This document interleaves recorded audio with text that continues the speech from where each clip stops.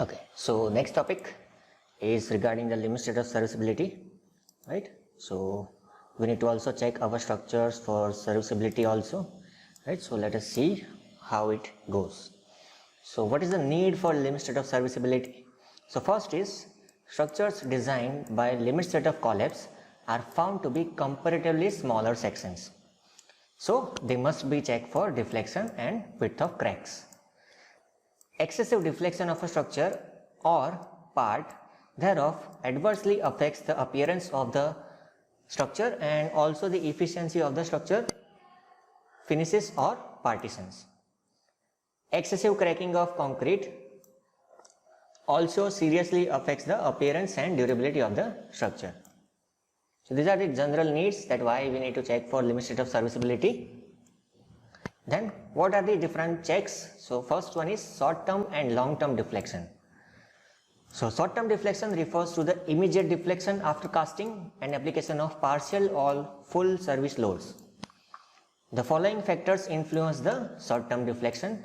First one is magnitude and distribution of live loads. Second, span and type of end supports.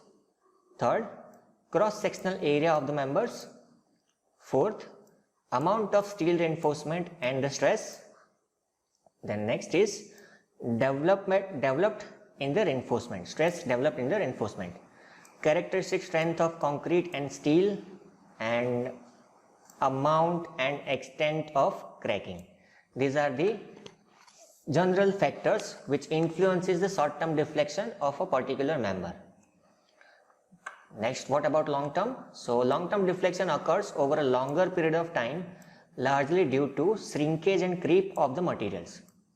The long term deflection is almost 2 to 3 times the short term deflection, right? So the long term deflection is higher than the short term deflection by about 2 to 3 times.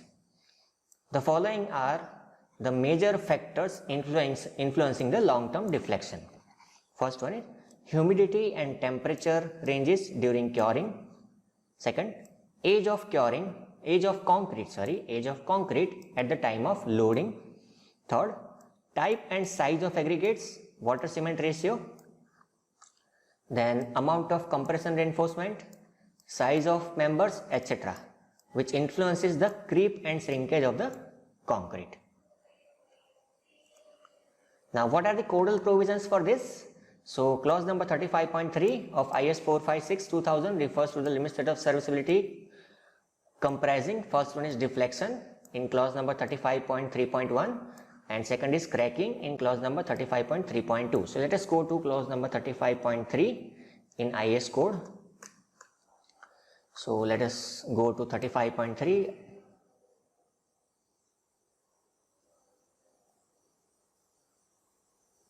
in the IS 800/2007.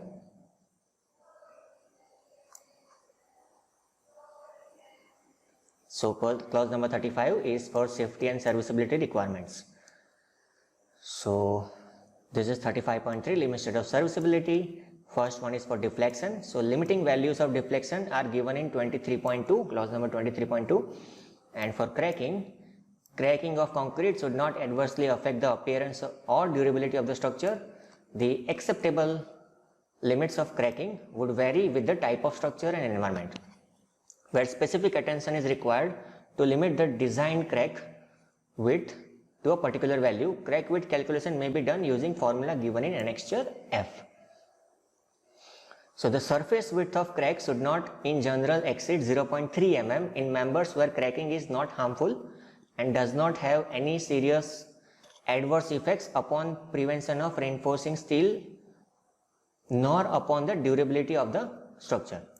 So this is 0.3 mm. Second is in members where cracking in the tensile zone is harmful either because they are exposed to the effects of the weather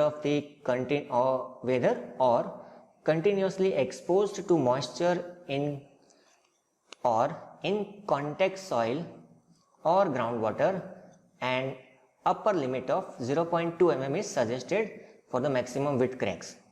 And last, for particularly aggressive environment, the crack width should not exceed 0.1 mm. So 0.3, 0.2 and 0.1. These are the three values for cracks. if you want to exactly calculate the crack width, there is a formulation given in Annex F. So as for clause number 23.2, control of deflection, the deflection shall generally be limited to the following.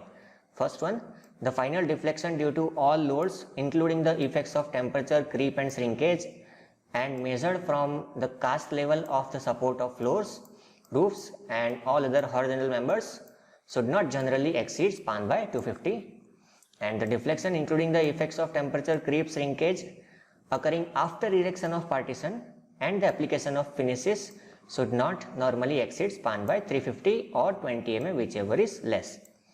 Both the requirements are to be fulfilled. So what is the design procedure? So design procedure to limit deflection within acceptable limits as per IS 456-2000. So there are two methods. First one is empirical method based on span to effective depth ratios. Second one is deflection computations, computing actual deflections due to short term and long term effects as per annexure C. So first is based on span to effective depth ratio, which are given in clause number 23.2.1 of IS 456-2000. So let us go to 23.2.1.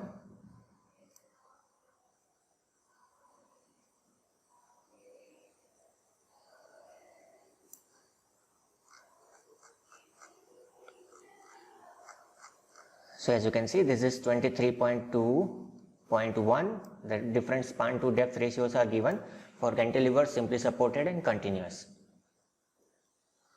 So concept recommended by IS 456 is to be used as the guidelines to measure the initial dimensions of the members, which will generally satisfy the deflection limits. So these criteria are used to identify the initial dimensions, right? So clause number 23.2.1 stipulates different span to effective depth ratios. So these are the different ratios. For cantilever it is 7, simply supported it is 20, continuous it is 26. You need to take care that this span to depth ratios are applicable for the span up to 10 meter only.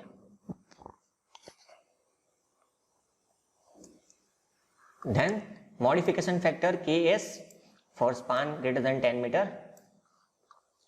So for spans above 10 meter, the values in previous span to depth ratios may be multiplied by 10 divided by span in meters, except for cantilever, in which case deflection calculation should be made. So Ks is equal to 10 by span in meter.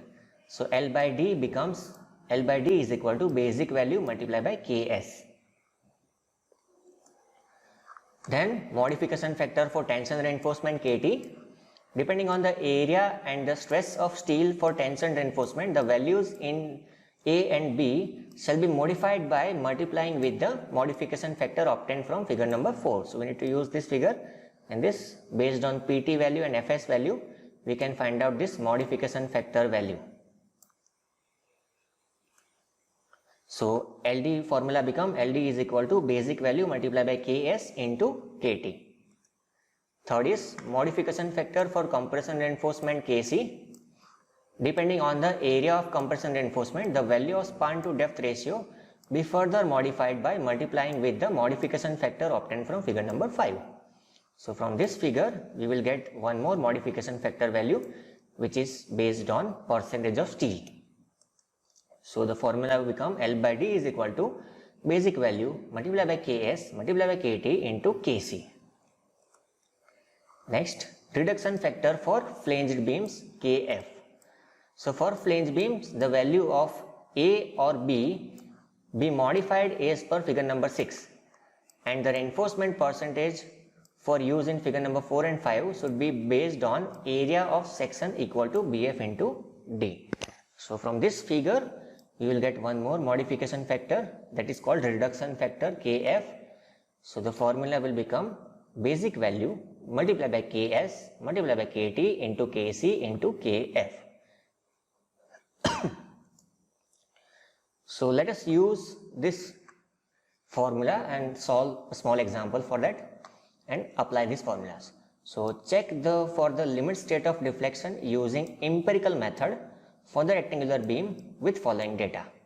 Area of steel is 4 number of 20 mm diameter bars, KSC is 2 number of 16 mm diameter bars, beam size is 300 by 650 mm, effective cover is 50 mm, steel grade is Fe415, span is 12 meter and it is simply supported. So step number 1, we need to calculate effective depth. So D is equal to 650 minus 50. So you get effective depth as 600 mm. AST you will get pi by 4 D square. So 1256 mm square.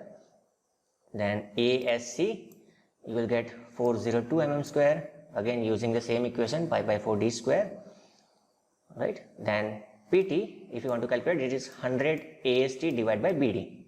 So PT we get 0.7 percentage. Then for PC, which is compression percentage steel, so PC is equal to 100 ASC divided by BD. So you get PC as 0.22. Now for spans up to 10 meter, L by D ratio for simply supported condition is 20. Now step number 2, we need to apply modification factors. So as our span is greater than 10 meter, so for span greater than 10 meter, KS is equal to 10 divided by span. So we get KS value as 0.833, clause number 23.2.1 B. For PT is equal to 0.7. We get Fs is equal to 0.58 Fy. So this is given in the figure number 4. So let us go to figure number 4. So this is figure number 4, right? So Fs formula is here, 0.58 Fy into area of cross section steel required divided by area of cross section steel provided. So we assume that how we have provided exact steel as it is required. So this term will become 1. So ultimately the formula will be 0.58 multiplied by Fy. So we got our PTLU as 0.7 and Fs is 240, not Fy, it is Fs is 240. So 0.7, right? So for PT is equal to 0.7, it will come somewhere here, right? So we need to project this line upward and cut it to the curve of Fs equal to 240, and then you need to project it on this modification factor line. So it is between 0.8 and 1.2. So I am getting my answer of KT as 1.1 from figure number 1. Similarly, for PC is equal to 0.22. We need to see figure number 5. So let us go and see figure number 5. This is figure number 5. PC is equal to 0.22. It will be somewhere here. And if we cut it on this graph, it will be between 1 and 1.1. So we'll get as 1.07 Kc value. Then if a rectangular beam is there, so BW divided by BF is equal to 1. So from figure number 6, so this is figure number 6, reduction factor span reflected as ratio for flange beam. So BF, and that is value is 1. So for 1, the modification factor is 1, right? So this is the 1 value and reduction factor is 1. So KF is 1 from figure number 6. Now using all these modification factors, step number 3, check L by D ratio. So what is the permissible value? L by D is equal to 20 into 0.833 into 1.1 into 1.07 into 1. So all the modification factors are multiplied here. So I get my L by D ratio permissible value as 19.6. Now let us check actual value. We know the length value, L is 12 meters, so 12 into 1000. We know the value of depth, which is 600. So we are getting the actual value as 20, which is greater than permissible value. Actual L by D ratio is greater than permissible value. If this is there, then it is not okay, right? If your actual value of L by D is greater than permissible value, then you need to write that it is not okay, right? So this is how you check the L by D ratio deflection, right? Then moving to the second example.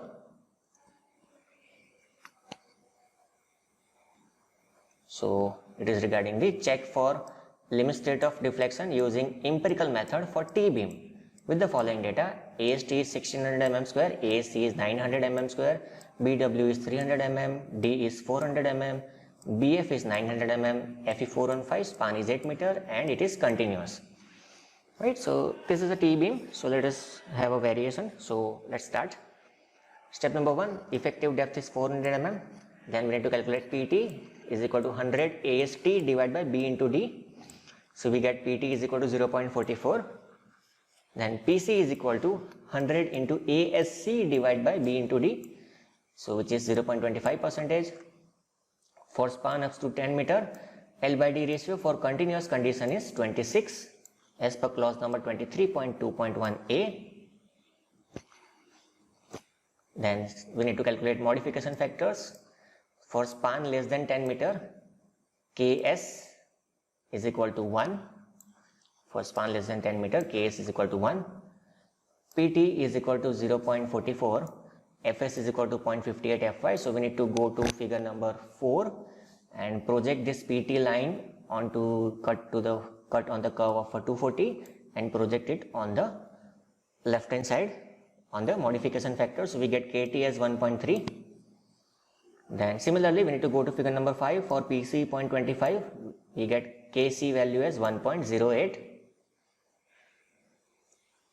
Then for flanged beams, Bw divided by Bf, so we get this ratio as 0.33.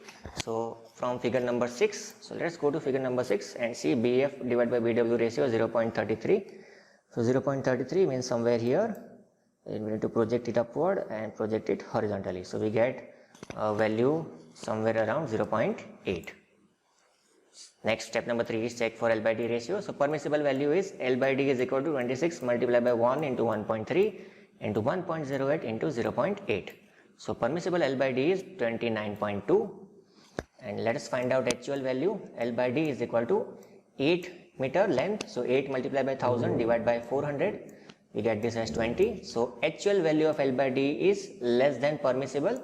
Therefore, it is okay in deflection check. Right, so this is how you use your method to do the check for deflection. Alright, now let us see one more example for deflection computation as per annexure C.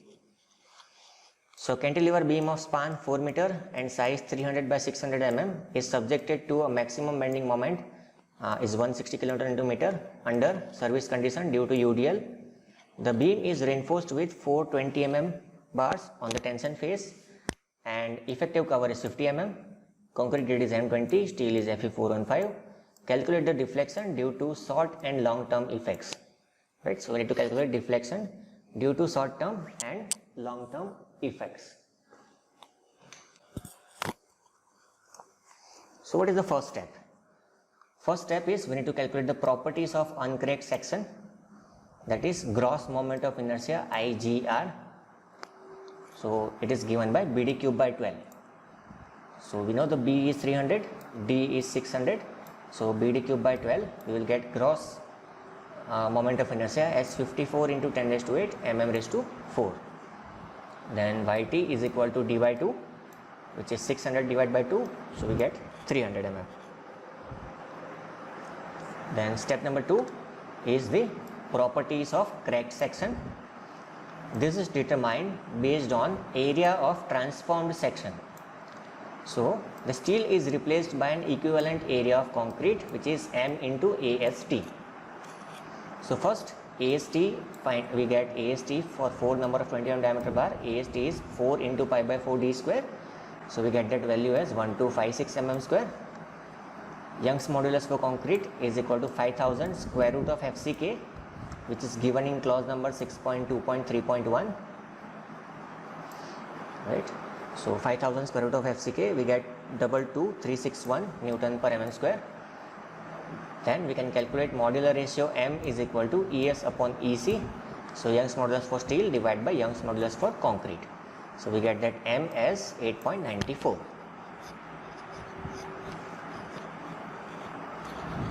So this is how your section will look like. So bottom part and top part, the steel is replaced by the equivalent area M into AST. This is called transformed area. Position of neutral axis. So let us calculate moment of area in the compression about neutral axis. Moment of area in compression about neutral axis. So it will be 300 into x square divided by 2. 300 into x square divided by 2. Then moment of equivalent area in tension about neutral axis, it is given by m into AST into 550 minus x. From figure you can understand this. So we need to equate this. So 300 into x square divided by 2 is equal to m into AST into 550 minus x. So from this equation, if you solve, you will get x value as 168.9 mm. Then we can find out lever arm. Z is equal to d minus x by 3. So 550 minus 168.9 divided by 3. So we get our lever arm value as 493.7. Then let us calculate correct moment of inertia. So IR is equal to 300 into x square, 300 into x cube divided by 3 plus m into AST into d minus x whole square. So using this we get correct moment of inertia as 21.1 into 10 raised to 8 mm raised to 4. Then we need to calculate cracking moment MR. So as per clause number 26.2, clause number 6.2.2, FCR is equal to 0.7 square root of FCK. So it is 3.13 Newton per mm square. So MR is equal to FCR into IGR divided by YT, F into I by Y. So 3.13 multiplied by IGR is 54 into 10 raised to 8 divided by YT is 300. So we get cracking moment as 56.34 kN into meter. Now if you see clause number 2.1, effective moment of inertia, I effective is equal to IR divided by 1.2 minus MR divided by M into Z by D into 1 minus X by D into BW divided by D. This formula is there in IS 456-2000. So if you substitute all the values, you will get your I effective is equal to 1.02 IR. So IR is less than or equal to I effective, and I effective is equal to 1.02 multiplied by 21.1 into 10 raised to 8, which we already calculated IR, right? So 21.52 into 10 raised to 8 mm raised to 4, which is less than IGR, gross moment of inertia. So condition is satisfied. This condition is there in IS 456, that I effective should be less than IGR. Then step number 3, to calculate short term deflection denoted by AI. So short term deflection AI is equal to WL raised to 4 divided by 8 EC into I effective. So WL square by 2 into L square divided by 4 EC into I effective. We have divided this equation. So WL square by 2 is M moment. So M into L square divided by 4 EC into I effective. So we know the value of moment 160 into 10 raised to 6 given in the data. L is 4000 and all the other values are known. So substitute all the values, we get AI, that is short term deflection, as 13.3 mm. So this is the short term deflection that we get. Then step number 4, deflection due to shrinkage. So it is given in clause number 3.1.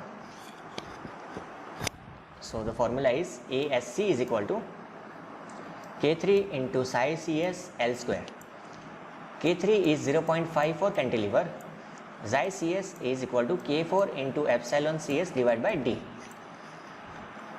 Right. So let us find out the values. So for that, first PT is equal to 100 AST divided by B into D. So PT is 0.76 percentage. PC we consider as 0. So PT minus PC value becomes 0.76. So for 0.25, 4.25 less than PT minus PC less than 1, K4 value is given by 0.72 into 0.76, that is PT, divided by 0.76 is to 0.5. So we get this value as 0.63, which is less than 1. Now let us go to the code and see these values, right? So that you will understand in a better way.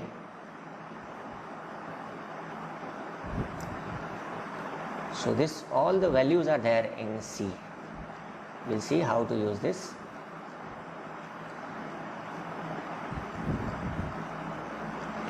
Yes, so we have used this formula for I effective. Yes, you can see here this, there is a condition here, I effective short term deflection, right?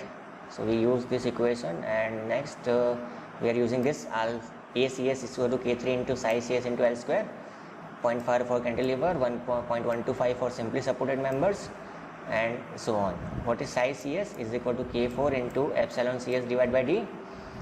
What is K4? K4 is equal to this value for 0.25 less than PT minus PC less than 1, and if it is greater than 1 then we use this equation. So we are using this equation which I have highlighted, right? So we find the value like this, so which is less than 1, 0.63. So we get K4 as 0.63, xi CS is 0.003 as per clause number 6.2.4.1. so psi CS is 0.63 into 0.003 003 divided by 600. So we get this psi CS is 3.15 into 10 to minus 7. So substitute all these values in the equation of ACS, so 0.5 multiply by 3.15 into 10 to minus 7 into 4000 square. So we get ASC as 2.52 mm. Then we need to calculate deflection due to creep, C 4.1. So ACC is equal to permissible is equal to AICC permissible minus AI permissible. So let us calculate AICC first. So assuming the age of concrete at loading as 28 days, as per clause number 6.2.5.1, we get theta as 1.6. So ECE is equal to EC divided by 1 plus theta. So we know the value of EC 22361. 1 plus theta means 2.6. So we get this value as 8600.4 Newton per mm square. Then M is equal to ES upon ECE. So this value we get M as 23.25. Then position of neutral axis will be 300 into x square by 2 is equal to M into AST into 550 minus x. So we get x as 244.05 mm. We also get lever arm value Z is equal to D minus x by 3. So lever arm we get 468.65 mm. Then we need to calculate correct moment of inertia. We are using the same method now. So IR is equal to 300 into x cube divided by 3 plus 2 m into AST into 550 minus x whole square. So we get IR, that is correct moment of inertia, as 41.09 into 10 raised to 8 mm raised to 4. Then assume 50% of moment as due to permanent loads. So moment is equal to 0.5 multiplied by 160, so 80 kilonewton into meter. So we calculate effective moment of inertia as per C 2.1. This is the formula. So we get I effective is equal to 1.154 IR, and IR should be less than or equal to I effective. So I effective we get as 48.37 into 10 raised to 8 mm raised to 4, which is less than or equal to IGR. Therefore we can say the condition is satisfied. So once the condition is satisfied, the equation for AICC is M into L square divided by 4 ECE into I effective. So now in this equation we know all the values. M we take 50%, L is 4000, ECE is 8600.4, I effective is 48.37 into 10 raised to 8. So we get AICC as 7.69 mm. Then we need to calculate AI. So AI is equal to M into L square divided by 4 EC into I effective. So only difference is this value, right? We need to calculate actual Young's modulus here for concrete. So this value we'll get as 2.96 mm. So ACC we get as 7.69 minus 2.96 as 4.73 mm. Then we need to calculate limiting values as per clause number 23.2. Maximum allowable deflection is span divided by 250, which is 16 mm. Actual deflection is 13.3 plus 2.52 plus 4.73, which is 20.55 mm. So actual deflection is greater than allowable, therefore not safe, not okay. Then again second 23.2b, maximum allowable deflection after loading 4000 divided by 350, 11.4 mm or 20 mm, whichever is less. So 11.4 is the permissible one. What is actual? 2.96 plus 2.52 plus 4.73, so which gets as 10.21 mm, which is less than 11.4, therefore it is okay. So for long term deflection it is coming out to be okay. And next topic is limit state of serviceability for cracking. So as we have seen, this is given in clause number 35.3.2. Maximum crack width is 0.3 mm for normal condition, 0.2 mm for exposed to moisture in contact with soil or groundwater, and 0.1 for severe condition as per table number 3. So control of crack width, this is given as per general detailing rules specified in clause number 26 IS 456 with regards to minimum AST and maximum spacing of rebars, minimum cover, etc. Crack width computation is given in annexure F. So this is the formula given in annexure F, crack width computation as per annexure F. This formula is there. Let us see this formula in the IS code. If you go down, this is annex D, this is E, and after this you have annex F. Calculation of crack width. So this is the formula here, as you can see, for crack width, WCR.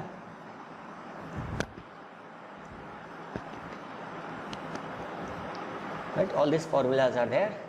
See this formula, EM is equal to, and this figure is also given, figure number 28.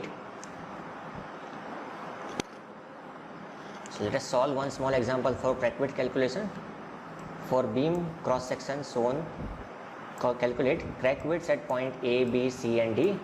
The beam is simply supported over a span of 6 meter and subjected to a service load including self weight of 16 kN into meter. AST is 320 mm diameter bar, concrete M20, steel Fe 415. So I need to calculate crack width at 4 points A, B, C and D. So this is the figure. This is A point, this is point B, then point C, and point D. These are the 4 points where you need to calculate crack width. So first, the D point is at distance 2/3 of D minus X. So step number 1, we need to calculate basic parameters. AST 3 into pi by 420 square, we get 942 mm square. Then moment serviceable load WL square by 8. So 16 into L square is 36, 6 square divided by 8. So 72 kN into meter. EC is 5000 square root of FCK. So ES is 2 into 10 raised to 5 Newton per mm square. M is equal to ES upon EC, which is 8.94. These are the basic parameters which are required. Then we need to find out position of neutral axis. So same logic as we used in the previous example, 300 into S square divided by 2 is equal to M into AST into D minus X. So X we get as 133.36 mm. Then we need to calculate cracked moment of inertia IR. So IR is equal to B into X cube divided by 3 plus M into AST into D minus X whole square. So IR is 1081.52 into 10 raised to 6 mm raised to 4. Then next step is strain in concrete at the level of steel. So epsilon CS is equal to FCS divided by EC. So first we need to calculate FCS. So how we can calculate FCS? So we have this equation m by I is equal to f by y. So f is equal to m into y by I. So m into y divided by I. So m you calculated 72 into 10 to 6. Y is d minus x. So which is 450 minus 133.6 divided by IR. So we got FCS as 21.08 Newton per mm square. So put these values in the equation of epsilon CS. So we get our epsilon CS value as 9.43 into 10 raised to minus 4. Then we need to calculate strain epsilon 1 at point A, B, C and D. Strain at point D, strain at point A, B, C. Because A, B, C points are at the same level, D point is at a different level. Right, so the D point is at 2/3 of D minus x level, then there is a D minus x and there is H minus x. So at point A, B and C, epsilon 1 is given by epsilon CS into H minus x divided by D minus x using similar triangle rule. So we know all these values. Epsilon CS is 9.43 into 10 raised to minus 4 into 500 minus 133.36 divided by D minus x. So we got epsilon 1 as 1.09 into 10 raised to minus 3, and similarly using similar triangle rule at point D, we get epsilon 1 at point D as 6.28 into 10 raised to minus 4. Then epsilon m we need to calculate at point A, B, C and D. So epsilon m, the formula is there in IS code. This is the formula. Epsilon 1 is equal to epsilon 1 minus B into H minus x into A minus x divided by 3 into ES into AS into D minus x. So using this equation we need to calculate epsilon m. Right, so epsilon m will be equal to epsilon 1 minus 6.15 into 10 raised to minus 7 into A minus x.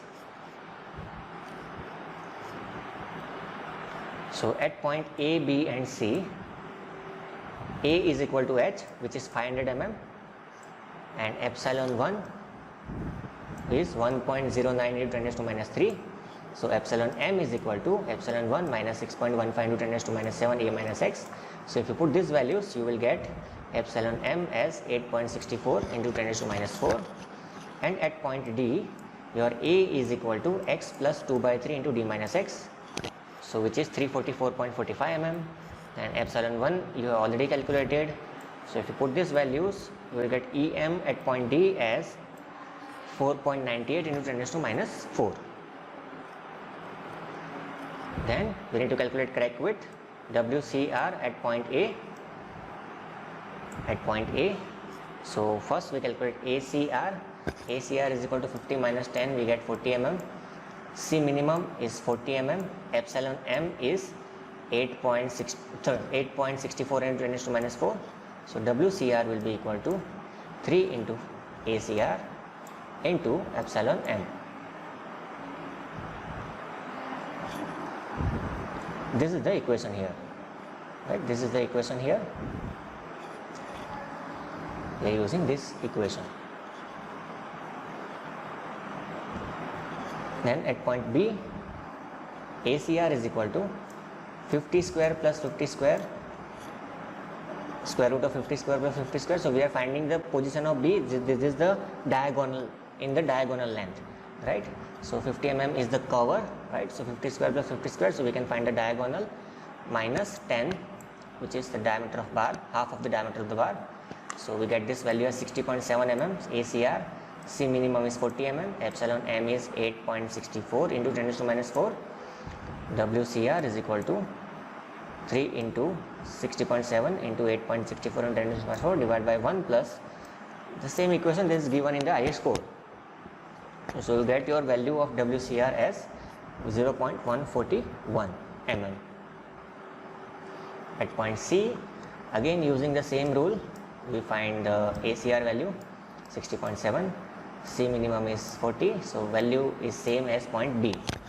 and at point D, ACR is equal to 50 square plus 450 minus 133.6 divided by 3 whole square and whole square root minus 10. We get ACR as 106.8 mm, C minimum is 40, epsilon m is 4.98 10 raised to minus 4. We get WCR value at point D as 0.117. Right, so this is how you calculate the crack width at a given point in your beam section. So this completes our serviceability topic.